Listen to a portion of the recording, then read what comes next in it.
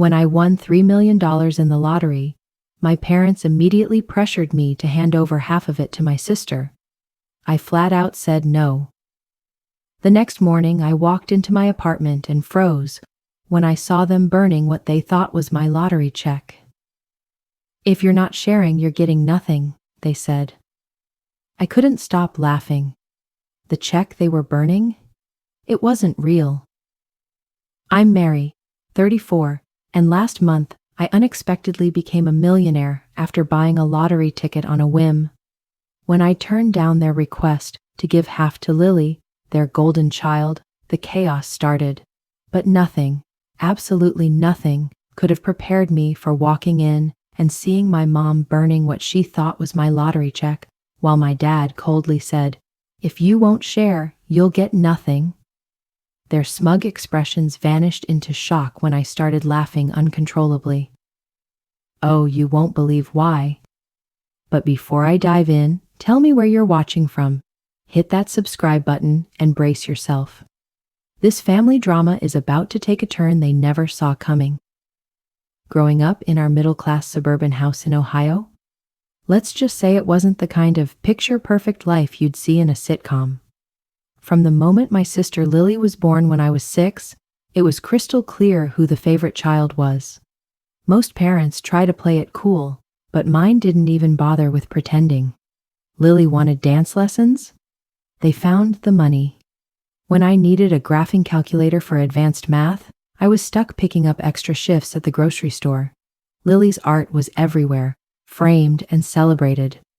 Meanwhile, my academic achievements? Just casual nods. "That's nice, Mackenzie, but did you see what Lily made today?" Don't get me wrong, my parents weren't awful, but the favoritism was glaring.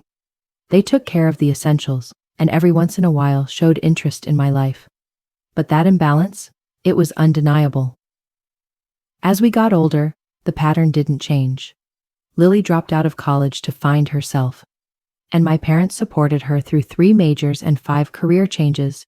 Meanwhile, I worked through college, kept my scholarship, and still graduated buried under student loan debt. By my 30s, I had built a solid life for myself. I had a stable job as a marketing coordinator at a healthcare company, a cozy 1-bedroom apartment, and just enough savings to treat myself to a dinner out or a weekend trip now and then. I wasn't wealthy by any means. My student loan still took up a good chunk of my monthly budget. But I was proud of my independence. That Tuesday started just like every other.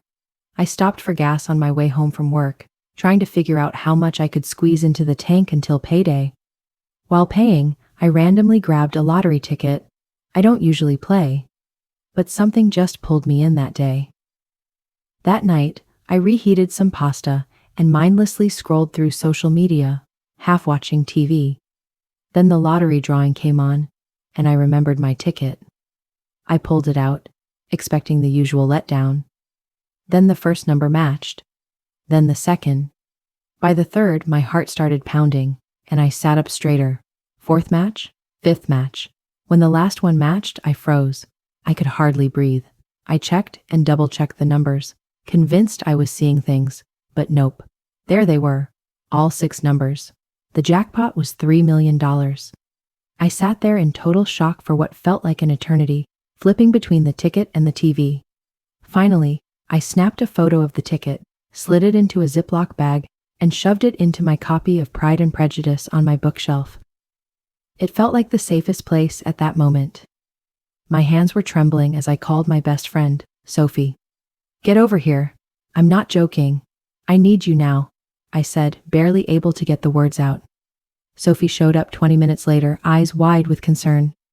"What's wrong? Are you okay?" I couldn't say anything. I just handed her the ticket, showing her the numbers I'd written down. "Holy shit!" she gasped, eyes as wide as saucers. "Is this real?" I asked, my voice barely a whisper. "Can you check again? I'm afraid I'm hallucinating." She pulled out her phone, checked the winning numbers, and compared them to my ticket. "It's real. Oh my God, it's real. You just won $3 million. That night felt like a whirlwind, shock, joy, fear. Sophie stayed over and we talked through the night about everything it could mean. For the first time, I could pay off my student loans completely. I could buy a house, I could invest, travel, and give back to causes I cared about. The next morning, I called in sick to work and contacted the State Lottery Commission. They confirmed I needed to come to their headquarters to verify the ticket and begin the claim process. Sophie drove me there. At the lottery office, the officials confirmed my ticket, verified my identity, and walked me through the process. They gave me two options: a lump sum, less after taxes, but available immediately, or annuity payments over several years. They also arranged for the ceremonial big check photo op, but they made it clear that the actual funds would go through the financial department, and it would take about 2 weeks before they were available. As I stood there, holding the oversized check for the cameras, reality started to sink in. My life had just flipped upside down in a single moment. But what I didn't know then was how this would shake up my relationships and bring out truths about my family that I'd always suspected but never wanted to face. After the initial verification and the photos, I returned home with a folder full of paperwork, a copy of the novelty check for keepsakes, and my head spinning with a million possibilities.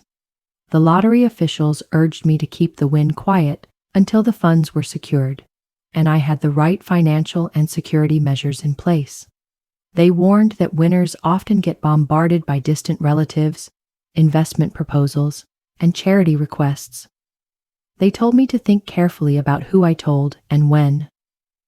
I knew they were right, but something inside me felt like I had to tell my family. Despite everything, they were still my parents, and even with all the favoritism, Lily was still my sister. Part of me, the part I wasn't proud of, wanted them to finally see that I had succeeded. Maybe this time, they'd finally take notice. After a few days of back and forth in my head, I decided to drop the bomb during Sunday dinner at my parents' house. I showed up early, helped my mom get dinner ready while mentally running through how I was going to break the news. "You seem different today," my mom said, her eyes narrowing as she chopped the vegetables. "Did something happen at work?" "You could say something happened," I replied. "But let's wait until everyone gets here." When we finally sat down to eat, I took a deep breath. It was time. "I have some news," I began, feeling my heart race. "Something big happened last week. I won the lottery." My parents stared at me, their mouths agape. "The lottery?" my dad repeated. "Like $20? "No," I said, my voice surprisingly steady. "I won the state lottery. All 6 numbers matched. It's $3 million. The silence that followed was heavy. Then, just like that, both of them burst into exclamations of shock and congratulations. My mom actually got up and hugged me, something that never really happened in our house. "Oh my goodness, Mary. This is unbelievable," she exclaimed. "Wait until Lily hears this."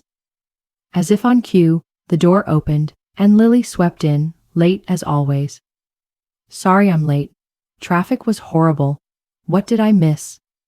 My mom practically tripped over herself in her rush to spill the news. "Mary won the lottery, $3 million.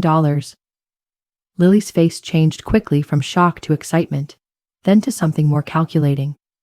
She threw her arms around me, almost too enthusiastically. "That's amazing, Mary. We're going to have so much fun with this." A knot twisted in my stomach when she said, "we." Before I could say anything, my dad jumped in. "This is perfect timing. Lily, tell your sister about your situation." At least, Lily had the decency to look a little embarrassed. "It's not a big deal. I'm just in a bit of a financial pinch with my business." The business she was talking about was her latest venture, an online boutique selling overpriced bohemian clothes she'd started 6 months ago, after ditching her marketing job. I'd already heard from my parents that it wasn't going as planned. "It's more than a pinch," my dad corrected, his voice sharp. "The credit card debt alone is close to $30,000, plus an inventory loan." "Dad, please." Lily cut him off. then turning back to me with her practiced smile. But hey, that's not the point right now. This is about your big news, right? I mean, if you're thinking about helping family, I wouldn't say no. I sat there, my food untouched, as I processed what was happening. Not one question about how I felt about winning. No talk about my plans or dreams. Just a shift to how my win could solve all of Lily's problems. I haven't even gotten the money yet, I said, keeping my voice steady. There's still a whole process, and I need to consult financial advisors to figure this out. But you'll help your sister, right? My mom interrupted, as though it was a given. Family helps family, and with all that money, you could easily help clear Lily's debt and give her business a shot. The knot in my stomach tightened. I haven't made any decisions. This just happened, and I'm still trying to process it all. What's there to process? My dad asked, his tone hardening. Your sister needs help, and now you can provide it. That's what family does. What about my student loans? I shot back. Or the fact that I've been living paycheck to paycheck, trying to create some security for myself? Don't I deserve to take care of my needs first? Don't be selfish, Mary, my mom said, that familiar disappointed tone creeping in. Your sister has a real business, with real potential. This could be her big break. What about my big break? I asked, my voice thick with resentment. For once in my life, something amazing happens to me, and it immediately turns into Lily's story. Lily's face shifted to one of hurt. I can't believe you're being like this. If I won, I'd share with you without hesitation. The hypocrisy of that statement was almost laughable. 3 years ago, Lily got a $10,000 inheritance from our grandmother and spent it all on a luxury trip to Bali, without offering to even buy us dinner. The rest of the meal was a tense back and forth, with my parents cycling between guilt trips and barely veiled demands. By the time I left, the joy of my windfall had been thoroughly tarnished. I drove back to my apartment. Once inside, I poured myself a glass of wine and dialed Sophie's number. That bad? She asked. They didn't even wait 5 minutes before making it about Lily, I said, my voice cracking. Not a single question about what this means for me or my plans with the money. I'm not surprised, but I'm really sorry, Sophie said softly. So, what's your plan now? I took a deep breath and steadied myself. Pay off my debts, make sure I secure my future, and set some very firm boundaries with my family. The morning after that disastrous dinner, my phone rang at 7:30 a.m. It was my mom. I've been thinking about our conversation last night, she began, jumping straight in. I think you were just overwhelmed, which is totally understandable. But now that you've had some time to think, I'm sure you see how important it is to help your sister. I pinched the bridge of my nose, already feeling a headache coming on. Mom, it's barely 8, and I'm trying to get ready for work. Can we talk about this later? What's there to talk about? This is what family does. Mary, your dad and I have always taught you girls to support one another. The irony of that statement wasn't lost on me for a second. I have to go. We'll talk later. Before she could respond, I hung up and silenced my phone. I needed space to think without the constant pressure mounting. At work, I met with my supervisor and casually mentioned I might need some personal time in the next couple of weeks to deal with family stuff. During my lunch break, I checked my phone. 3 missed calls from my mom, 2 from my dad, and a text from Lily. Hey sis, just wanted to say I get it. You need time to process everything. No pressure, but when you're ready to talk, I've got some spreadsheets showing exactly how much I need to clear my debts and get my business profitable. I closed the message without replying. That afternoon, I contacted a financial advisor recommended by the Lottery Commission, someone with experience dealing with sudden wealth. We set up an appointment for the next day. That evening, the calls kept coming. My dad's voicemail was particularly sharp. Mary, your mom's really upset by your behavior. We raised you better than this. Call us back immediately so we can discuss how you're going to help your sister. I didn't call back. Instead, I spent the evening researching financial planning for lottery winners, making notes of questions for my appointment. The next morning, my financial advisor, Miss Thornan, explained the reality of my winnings. After taxes, I'd actually get closer to 1.6 million. Still life-changing, but not the full 3 million they advertised. Her advice was clear. First, establish an emergency fund and pay off high-interest debt. Then we could talk about investments for long-term security. When I mentioned my family's expectations, she frowned. Unfortunately, this happens a lot with lottery winners. I always tell my clients to set clear boundaries early. Any gifts to family should be carefully considered and documented to avoid long-term expectations. I left her office with a financial plan in hand and a much stronger resolve to protect my newfound wealth. But my family wasn't making it easy. That evening I received a group text from my mom, my dad, and Lily. We're all meeting tomorrow at 7 to discuss the family financial plan, now that Mary has this blessing. Mary, bring any paperwork you have so we can understand the timeline. I stared at the message in disbelief. The audacity of scheduling a financial meeting without even consulting me was beyond staggering. I simply replied, I won't be attending. My financial decisions are mine to make, I said firmly. The response was quick and furious. My dad called, and when I didn't pick up, he left a voicemail. Your behavior is unacceptable. After all we've done for you, this is how you repay us? Turning your back on your sister when she needs help? I'm extremely disappointed in you. The barrage didn't stop. Lily took a different approach, sending me a long, emotional text about how her business was her dream, and with just a small portion of my winnings, she could finally succeed and pay me back one day. Meanwhile, I went back to the lottery commission to finalize my decision on the lump sum payment. I posed for the official big check ceremony, holding the oversized novelty check for the cameras. The officials reminded me once again that the actual funds would take about 2 weeks to process. After the ceremony, I stopped by my rented secure post office box and deposited the ceremonial check, along with copies of all my documentation. The originals were safely stored in a deposit box at my bank. I wasn't taking any chances with those crucial papers. When I arrived back at my apartment that evening, I saw my parents and Lily sitting in their car in the parking lot. My stomach sank as I parked and hesitantly walked toward them. We need to talk, my dad said. Since you wouldn't come to us, we've come to you. I looked around the parking lot, knowing this was a conversation I didn't want to have in public. Fine, but I have nothing new to say, I replied, opening the door to my small apartment. My mom immediately started looking around, clearly judging the space with disapproval, while my dad planted himself firmly in the center of the room.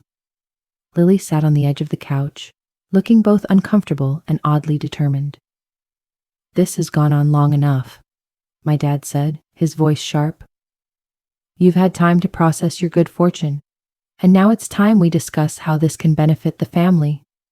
Specifically, my mom added, how much you'll be giving to Lily to clear her debts and give her business a real chance. I took a deep breath. I've thought about it a lot, and I've decided that I need to secure my own future first.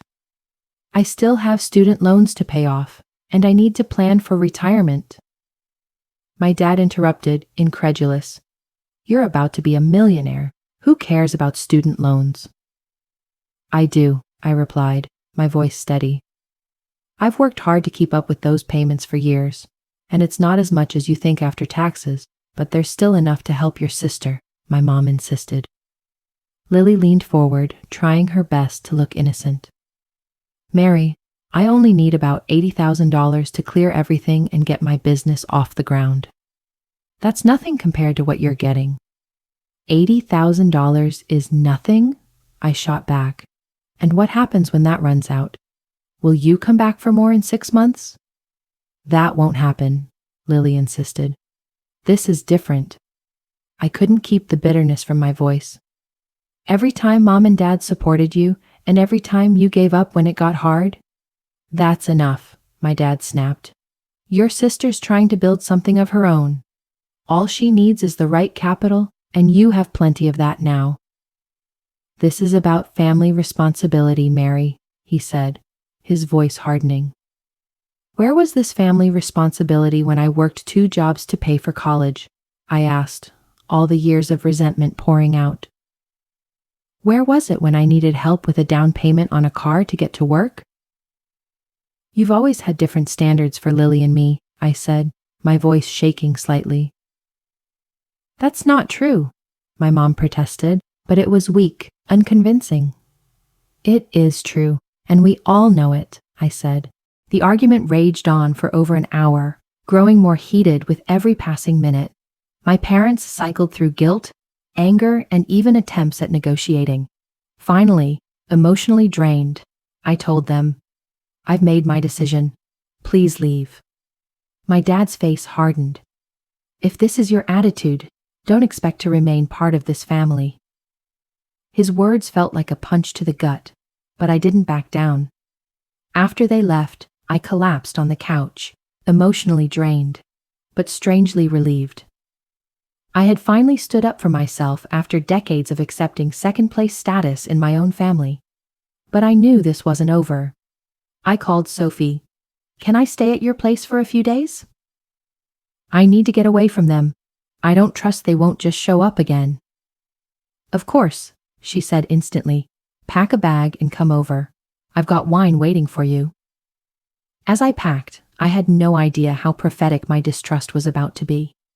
I spent 3 peaceful days at Sophie's place, going to work as usual, but staying at her place instead of my own. My family bombarded me with calls and texts, but I responded minimally, usually with variations of, my decision is final. On the 4th day, I realized I needed to grab some work documents I'd left at my apartment. Sophie offered to come with me, but she had an important meeting she couldn't miss. I'll be fine, I assured her. I'll grab what I need and be out in 10 minutes. I chose my lunch break, assuming my family would be busy or at work. When I reached my apartment door, everything seemed normal. I unlocked the door, stepped inside, and immediately felt that something was off. I heard voices coming from the living room. My heart raced as I froze, and then I realized the voices belonged to my parents. They were in my apartment. For a second, I thought about quietly backing out and calling the police. But my anger took over, and I walked straight into the living room. What the hell are you doing in my apartment? I demanded. My parents were standing by the coffee table, and between them was a small metal trash can from my kitchen. Flames were coming from what looked like paper. A jolt of horror ran through me as I realized what they were doing. My mother was burning what looked like my lottery check. My dad turned to me, his face hard and determined. If you won't share, you won't get a penny. I rushed toward them, but it was too late. The paper was nearly all ash, the flames consuming what little was left.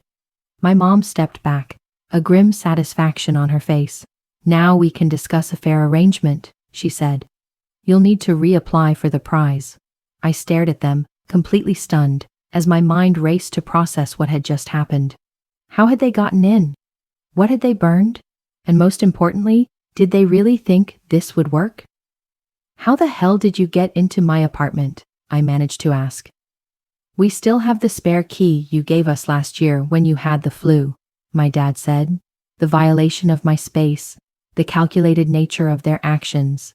It was almost too much to comprehend. But as the shock slowly faded, something unexpected happened. I started to laugh. It started as a small chuckle, then exploded into full-blown laughter. My parents exchanged bewildered glances, clearly unprepared for this response. What's so funny? My mom demanded, her voice shaking.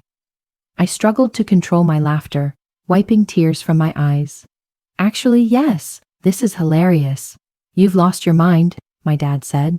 No, I've finally found clarity, I replied, my laughter dying down, but a smile still on my face. Do you really think that was the actual lottery check? Now it was their turn to look confused. My mom glanced at the smoldering remains in the trash. What do you mean? We saw the photos online from the lottery commission. You holding the check? That oversized check is just a prop for photos, I explained, feeling a calm settle over me. It's not the actual payment method. No lottery commission hands out real checks like that for millions of dollars. Their faces shifted from confusion to uncertainty. The actual payment is being processed electronically, I continued. What you just burned was a commemorative copy I got as a souvenir. It has absolutely no value. My mother's face drained of color. My dad, quick to bluster when cornered, shook his head in disbelief. You're lying. You're just saying that because we destroyed it, my father retorted. Without saying a word, I pulled out my phone and opened my email, showing them the message from the lottery commission confirming that the transfer was already in process. The money will be deposited into an account I've set up specifically for this purpose, I said, maintaining my calm. There was never a real check to burn in the first place. The silence that followed was overwhelming. My parents stood frozen, the reality of their failed manipulation sinking in. Finally, my mom spoke, her voice small and suddenly conciliatory. Mary, we were just trying to break into your apartment and destroy what you thought was your financial security. I finished her sentence for her. Yes, I can see that. You're blowing this way out of proportion.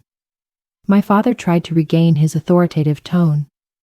We're your parents. We were just trying to bring you to your senses by committing breaking and entering and attempting to destroy your property, he said, as if it made sense. I shook my head in disbelief, unable to process it. Do you have any idea how insane that sounds? Just then, the front door opened, and Lily walked in with a takeout bag. She froze when she saw me. Oh, you're here, she said, nervously glancing between me and our parents. I was just bringing lunch for Mom and Dad while they talked things over with you, she added innocently. While they trespassed in my apartment and tried to burn what they thought was my lottery check, I corrected her, watching her eyes go wide. I didn't know they were going to do that, she protested, her voice quick. They just said they'd wait for you to come home so we could talk again. Whether she was lying or not didn't matter anymore. The fact that any of them thought it was okay to enter my home without permission said everything. All of you need to leave. Now. Mary, please, my mom started, her tone shifting to one of pleading. We made a mistake, she said, her tone shifting. We were just so worried about the family being torn apart over money. No, I replied firmly. You're worried about losing access to money you think you're entitled to. That's the difference. After everything we've done for you, my dad began, his voice rising. That's exactly the problem, I interrupted. You've convinced yourselves you've done so much for me, when in reality, I've been doing it on my own since I was a teenager. You're not entitled to my winnings, and your actions today have shown me exactly who you are. I moved to the door and held it open. Leave, or I'll call the police and report a breaking and entering. Your choice. They grabbed their things, stunned into silence. As Lily walked past me toward the door, she paused. This isn't fair. You're being cruel, she said, her voice shaking. No, Lily, I said quietly, my voice calm but firm. Cruel is expecting someone to sacrifice their future for your failed ventures. Cruel is supporting parents who would break into their daughter's apartment and destroy her property. You've always been the favorite, and you've used that to your advantage your entire life, but that ends today. After they left, I immediately called a locksmith to change the locks and started researching security systems to install. I also called Sophie to let her know what had just gone down. They did what? She asked, her voice full of disbelief. That's insane. Are you okay? Strangely, yes, I replied, taking in the sight of my apartment. I think this needed to happen. The illusion is gone now. I finally see them for who they really are, and it's oddly liberating. That night, my phone blew up with texts from extended family, uncles, aunts, cousins, expressing their concerns about the rift and urging me to reconsider my stance against my parents and sister. Clearly, my family had been busy spinning their own version of the story. I didn't even bother responding. Instead, I focused on finishing packing. I'd already given my notice at my apartment and found a short-term rental in a secure building across town. Nobody in my family knew the address, and I planned on keeping it that way.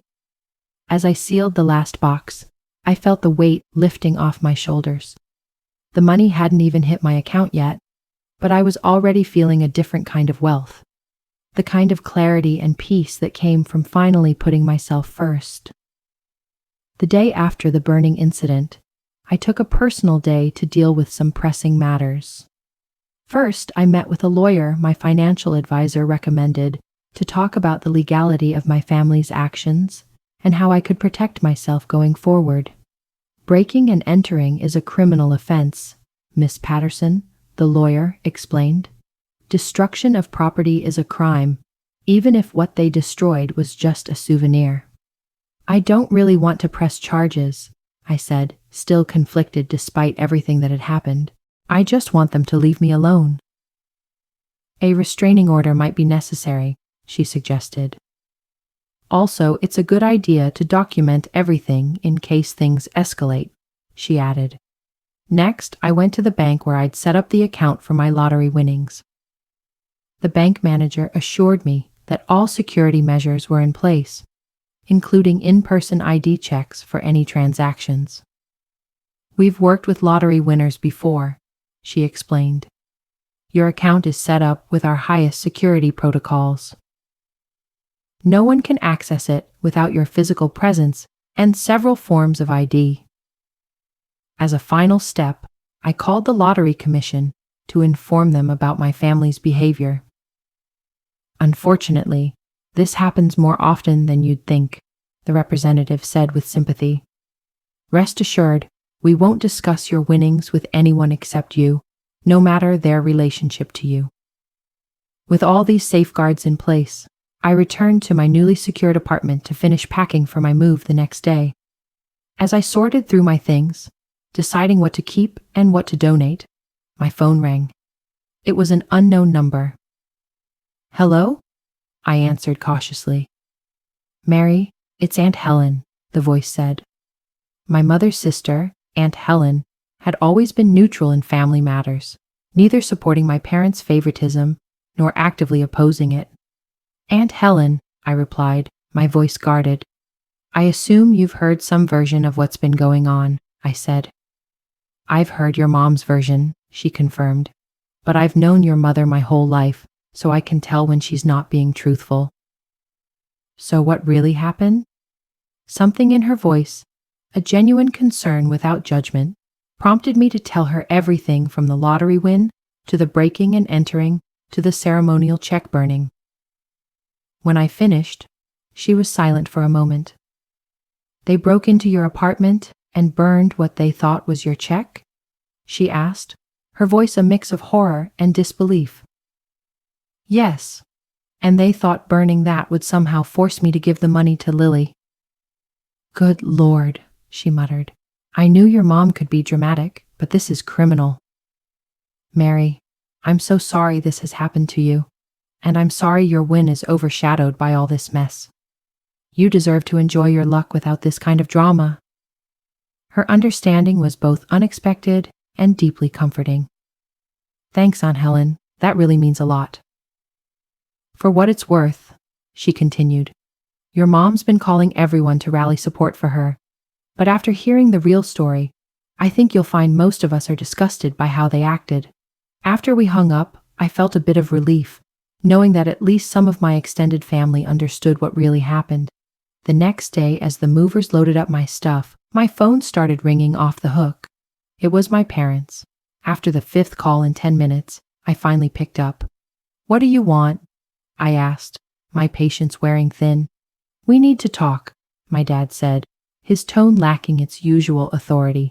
Your mom and I have talked, and we realize we may have overreacted. Overreacted? I repeated, stunned. You broke into my apartment and tried to destroy what you thought was my financial security. That's not overreacting. That's a crime. We were upset, my mom added, her voice coming through speakerphone. We weren't thinking clearly, but we're your parents, Mary. Surely we can move past this misunderstanding. This wasn't a misunderstanding, I corrected her. A misunderstanding is when we mess up dinner plans. What you did was planned and calculated. The point is, my dad cut in, we want to apologize and start over. Family is more important than money. I agree completely, I said, which is why I was shocked that you'd be willing to destroy our relationship over money that isn't even yours. There was an uncomfortable pause before my mom spoke again. Lily is really upset. She feels like you're punishing her for what we did. I sighed, watching the movers carry out the last of my boxes. I'm not punishing anyone. I'm protecting myself from people who've shown they don't care about me. So what now? My dad asked. You're just going to cut us off entirely? For now, yes, I replied firmly. I need time and space. I've set up mail forwarding and I'm moving today. Please don't try to contact me for a while. I'll reach out if and when I'm ready. You can't just disappear, my mom protested. We're your family. Family doesn't break into each other's homes and destroy their property. I reminded her, I have to go now. As I hung up, a text came through from Lily. I know you're angry, but you're being unfair. I had nothing to do with what Mom and Dad did. Call me when you stop being selfish. The lack of self-awareness was staggering. I blocked her number without responding. That afternoon, I was settling into my new one-bedroom apartment in a secure building with a 24-hour doorman. I got an email from my bank. The lottery funds had finally been deposited. It was official. I was officially a millionaire. I sat on my new couch, surrounded by half-unpacked boxes, taking a moment to let it sink in. My life had just changed. Despite all the drama, the betrayal, and the hurt, this was still an incredible blessing. My phone buzzed. It was a text from Sophie. All settled in? How's the new place? It's perfect, I replied. And the money just hit my account. Champagne time, she texted back instantly. I'll be there in 30 minutes. We're celebrating properly this time. While waiting for Sophie, I reflected on how differently things could have gone if my family had just been happy for me. If they had respected my right to make my own decisions. If their love had been unconditional, but their actions revealed truths. Painful, yes, but truths that had to be faced. And maybe that clarity was its own kind of wealth. When Sophie arrived with champagne and takeout from my favorite place, we toasted not just to my windfall, but to new beginnings and real friendship. To boundaries, Sophie said, raising her glass high. And to seeing people clearly, I added, clinking my glass with hers. As we ate and chatted about my future plans, a sense of peace washed over me. The money would change my life, sure, but the most valuable change had already happened. The weeks after my move were a strange blend of exhilaration and adjustment. With Miss Thornton's guidance, I systematically worked through my financial priorities.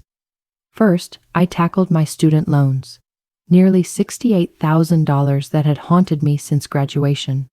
I actually cried as I clicked the Pay Off Remaining Balance button. Next, I set up a solid emergency fund and started diverse investment accounts for long-term growth. I bought a beautiful 3-bedroom house in a quiet neighborhood with top-notch security features. At work, I gave my notice, explaining to my surprised supervisor that I had come into an unexpected inheritance, a small lie that seemed safer than announcing a lottery win. I agreed to stay on for 6 more weeks to train my replacement and transition my projects. Through it all, I kept my distance from my immediate family. They kept trying to contact me, sometimes apologizing, sometimes accusing me, but I stood my ground. I did, however, cautiously reconnect with a few extended family members who genuinely cared. Aunt Helen and I started meeting for coffee every other week. During one of our meetings, she updated me on the family drama. "Your parents are telling everyone they're giving you space," she said, her tone knowing. "But the truth is, they're panicking because they can't find your new address." "Have they shown any real remorse?" I asked, though I already knew the answer. She shook her head. "They're convinced they were justified in trying to make you see reason. Your mom actually said they did it because they love you too much to let you make such a selfish mistake." I sighed. "And Lily?"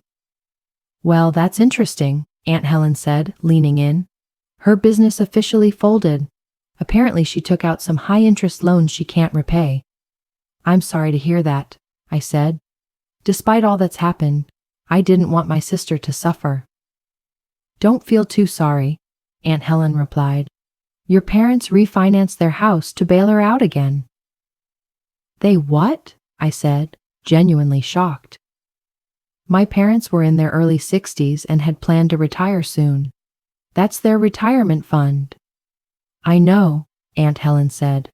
"I tried to talk them out of it, but they insisted Lily had no other choice.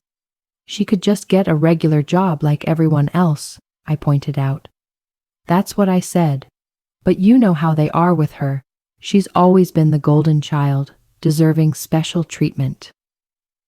That conversation left me feeling uneasy. While I stood firm on my boundaries, I didn't wish financial trouble on my parents. I decided to talk to Miss Thornton about possibly setting up a small retirement fund for them. Not right now, but maybe when everything calms down. Meanwhile, I was finding joy in financial freedom and purpose. I worked with local community colleges to run workshops on budgeting, credit, and basic investing. All the knowledge I'd had to learn the hard way. I also made anonymous donations to causes I cared about: a shelter for domestic violence survivors, the public library that had been my sanctuary growing up, and a scholarship fund for first-generation college students. These acts of giving brought me more fulfillment than any luxury could offer. I wasn't just changing my life. I was creating ripple effects that could impact others. Sophie remained my steadfast supporter through all of these transitions. When I admitted my guilt about not helping Lily, Sophie offered a fresh perspective. "Your sister doesn't need a bailout. She needs to face consequences," Sophie pointed out. "If you step in now, you're just replacing your parents as her safety net. Nothing will change." "I know you're right," I sighed. "But I can't shake this nagging guilt." "That's because you're a good person," Sophie said, her tone firm. "But being a good person doesn't mean being a doormat. You can be generous without being taken advantage of." As my new life took shape, I found myself feeling a profound sense of peace. My days were filled with purposeful work for my foundation, hobbies I'd never had time for, and real connections with friends and extended family who respected my boundaries. One year after the lottery, I stood at the doorway of my home office, taking in the space I had made for myself. Large windows opened to a garden beginning to bloom with spring flowers. The walls were lined with bookshelves full of volumes. My desk, a beautiful antique I had painstakingly restored, held a laptop and a neat stack of documents about my foundation's latest financial literacy program. This room, like my new life, was entirely shaped by my own hands. Aunt Helen stayed a steady presence, updating me on my parents and Lily without any pressure or judgment. Through her, I learned that my parents had finally paid off the mortgage after my father postponed retirement and took up consulting work. Meanwhile, Lily had kept her job at the cafe and even got a promotion to manager.